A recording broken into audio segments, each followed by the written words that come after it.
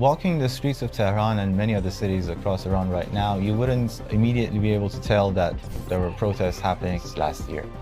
But there are definitely differences, mainly in how women are dressing, whether they're covering their hair or not. To counter this, the authorities have also made some moves with the redeployment of the morality police. I'm Maziar Motamedi, online correspondent for RDZ English based in Tehran. And between us, the impact of Mahsa Amini's death is still fresh in everybody's minds.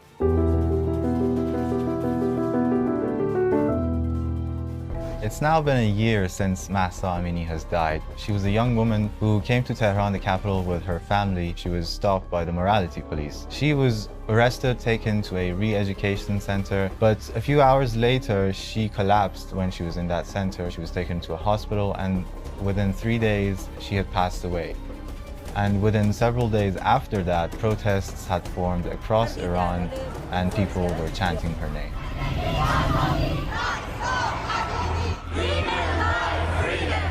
I was surprised by just how much international attention this issue got. There were a lot of demonstrations in many countries. A lot of international players and figures and celebrities, civilians got involved. It was especially surprising for me personally to see some Western leaders, for instance, French President Macron, calling these protests a revolution. And that was something that especially drew the ire of Iranian officials who condemned this sort of rhetoric.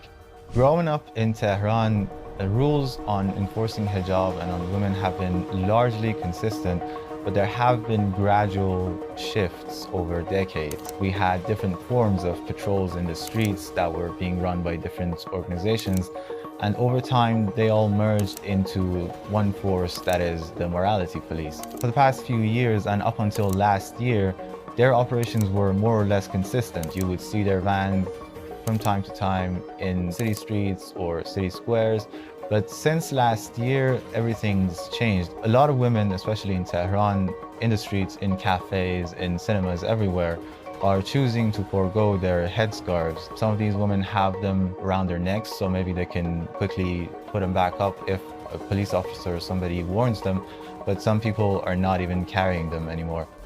For months, the morality police were no longer very visible in the streets of Tehran and other cities, but right now it's been over a month that they've been back and enforcing their rules, but in a less confrontational way. The authorities are also focusing on a cultural aspect, so you'll see a lot of banners in Tehran and everywhere encouraging people to have their hijabs on properly and comply with the rules. There have definitely been changes, but the main rules that enforce a mandatory hijab in Iran have not changed.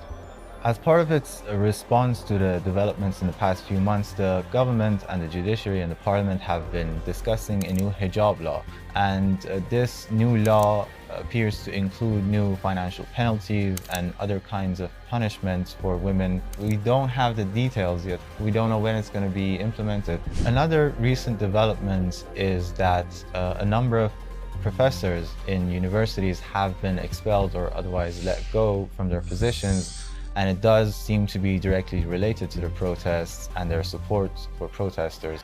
Iran has seen several rounds of protests in the past few years, but never had they seen such intensity and such scale, and it hadn't gone on for months on end like this. And Mahsa Amini's name always was at the center of this.